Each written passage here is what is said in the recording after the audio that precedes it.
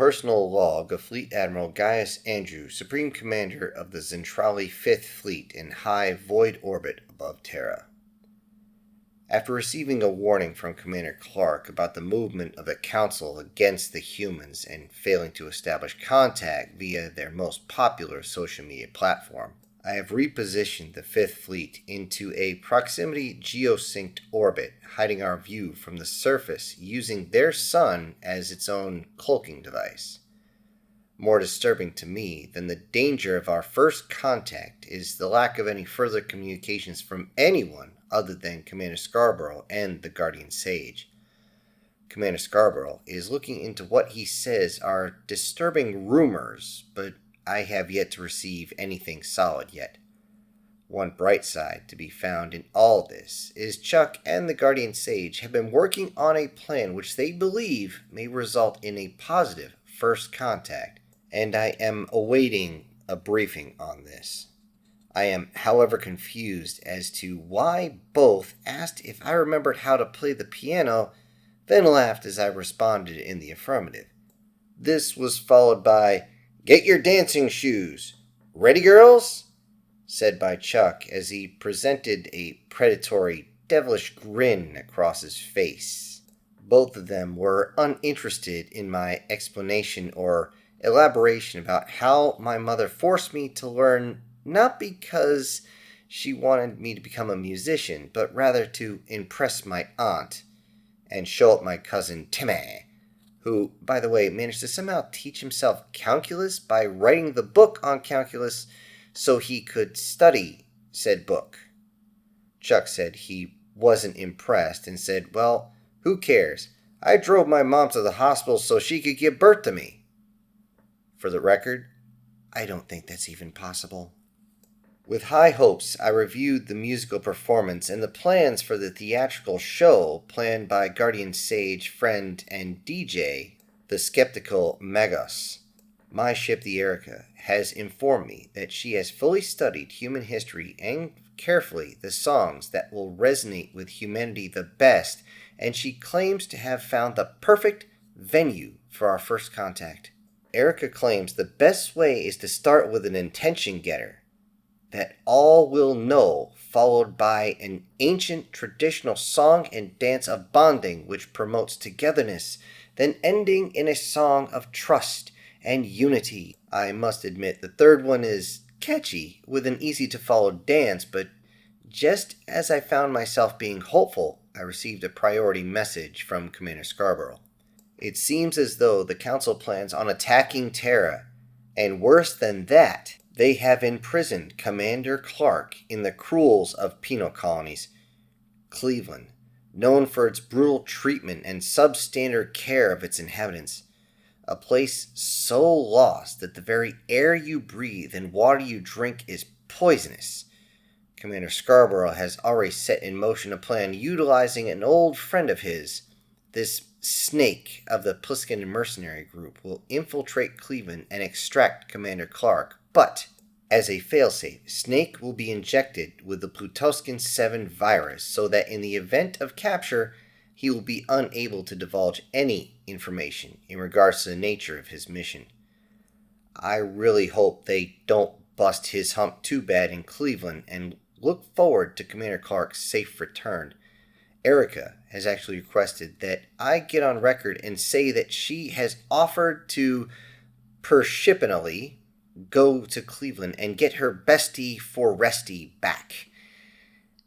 Thinking of that, all I can think is, well, I'm not going to ask what the verbiage means.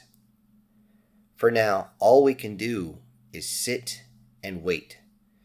Chuck says that the best way we can do this is a very public halftime show in the middle of a barbaric game where humans crash into each other with bone-crushing force over and over again.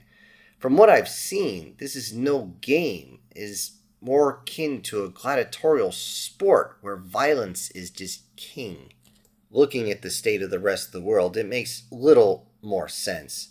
Much of this world burns in its fires of war, while some feast, while others starve, seemingly for entertainment of the ruling class. When humanity realizes its true potential, there will be hell to pay. which makes this mission even more important. If we can stop them before heads really begin to roll by showing them that we're friends and not food, I can just imagine what we could accomplish. When they figure out what they truly are and how powerful their imaginations can be, the possibilities are endless. With a guiding hand, we could actually shepherd this flock into a golden age of existence, or the grimmest of darkness for all. On cue, the Kempt arrived and began preparations for an atmospheric entry when Erica chimed in. "We have a problem. Sir, it appears that there is a massive fleet preparing to exit FTL on the dark side of the moon. The ship configurations indicate that this is an invasion fleet. Sir, the transponders identify the incoming ship as the Council's Retribution fleet, numbering in the thousands." I just thought to myself, no, not now, we're so close. "Chuck, is it time to move yet?" Chuck turned and nodded his head to the affirmative while giving a thumbs up. "Understood," I said. "All-hand Operation Welcome Wagon is good to go with some slight changes. Chuck, take your team to the transports and head over to the Kemp, and I will join you shortly. Erica, you have the helm. Buy us whatever time you can. You have to stall the Council for as long as you possibly can for this mission to go off without a hitch. This is too important to let some paper shufflers mess this up. Our lives are in your hand." Erica only paused for a second before saying, "Understood, Admiral Gaius. Initiating Final Countdown Protocol," as the song of Final Countdown actually begins to play in the background. After rapidly boarding the Kemp, parting ways with the Fifth Fleet, I said a silent prayer, saying, "We're halfway there, and I'll make it, I swear." The Fifth Fleet moved on an intercept course as we began to enter the atmosphere. Chuck said, "We're on time and on target, but we failed to take into consideration the sonic boom from when we stopped, but hey, what an attention getter." The Guardian Sage responded to Chuck with actually, "No, because the anti-gravitic system, it should actually make it look like we just appeared." Chuck suddenly looked disappointed for the first time and said, "Well, that's boring." And then he immediately disabled the anti-gravitic system. And as it shut off, I looked over and saw as the Guardian Sage now looks like he's seemingly trying to rip his own arms off, trying to keep the Kemp level as we begin to string and stream a whole bunch of profanity at Chuck, who simply just laughed at his pain. Now screaming through the sky, I can only imagine how frightening this may be to the humans on the grounds as we stop instantly 50 feet above this 50-yard line, followed by a thunderous boom that echoes for kilometers in all directions. Without skipping a beat, the skeptical Metis jumped into action, deploying the, as he put it, disco drones, as Chuck, his team, and myself entered the landing craft and began our final descent. Steam and smoke began to billow out from the bottom of the craft as 8 disco drones began to circle the stage.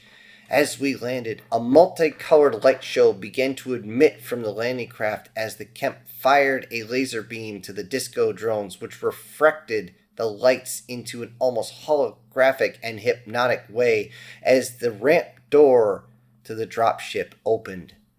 Silence fell over the human crowd as Chuck's teams marched in lock and step into their positions onto the stage as I made my way to the piano. The silence was deafening, as I could hear my lungs expanding and contraction, and as the blood is pumping through my veins, it sounded like jackhammers. I was freezing. No, not now. I thought to myself as the crowd went wild. Chuck had stepped out of the landing craft to cheers as he performed a flying roundhouse kick, landing next to me, and said to me, "You got this." And I began to play. Then, playing the theme from some sort of what they call cinema show or a movie called Beverly Hills Cop. I did this as Chuck teams began to dance and the disco drones activated their waifu hollow emitters, perfectly matching the dancers from Chuck's team on the stage. We were gaining the crowd at an amazing rate as we seamlessly transitioned into the next song and dance routine, now as The Hustle. To our surprise, the human beings began to mirror our dance. They must be accepting us, I thought to myself. Even better, their cheerleaders have joined Chuck's team on the stage, marching step for step with our dancers. This couldn't possibly get any better, but unfortunately, unbeknownst to us, as we prepared our third and final song, there was trouble on the dark side of the moon. Erica was failing her debate with the council's new sole leader, Janet. This is Erica of the Fifth Fleet. Please stand down and wait. Admiral Guise is attempting first contact with the humans to hopefully achieve a peaceful resolution to the issues at hand. We believe that if we can guide the humans, a new golden age for all may be found if this situation is fostered and nurtured appropriately. Janet responded with, "You know nothing of the horrors which these humans have unleashed upon all of us. They are a pestilence upon the galaxy and are only fit for extermination.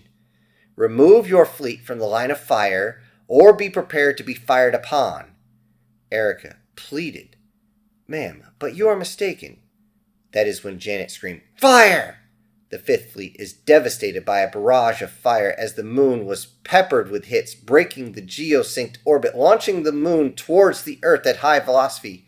As the Council fleet prepared to fire again, and the flagship Glora focused all its guns on the Erica, a new ship dropped out of FTL. It was the Douglas.